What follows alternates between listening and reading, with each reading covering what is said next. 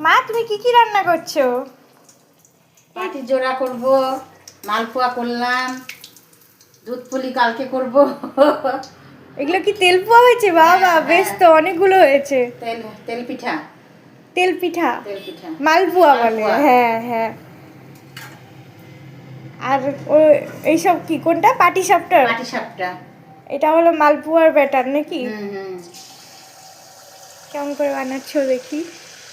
কি কি দিছো এর মধ্যে মালপোয়ার ব্যাটারে? এর মধ্যে সুজি, চালের গুঁড়া, একটু ময়দা, আচ্ছা। এই দিয়ে তারপরে চিনি, একটু গুড় মিশে। ও খেজুরের গুড়? খেজুরের গুড় না, এমনি আখের গুড়। আখের গুড়।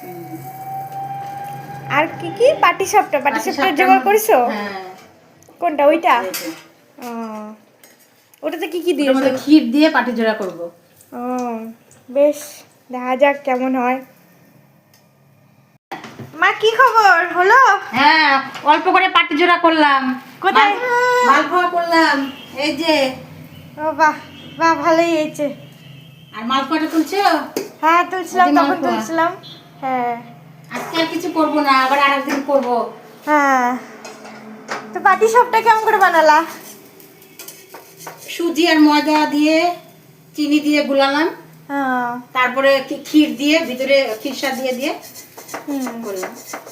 বাহ, এই তো আমাদের পৌষ সংক্রান্তির খাওয়া দাওয়া। হ্যাঁ, পিঠা পুলি, পুলি নাই পিঠাই। বেশি করে আর কি হবে, গ্যাসের জন্য কেউ খায় না। যাই হোক।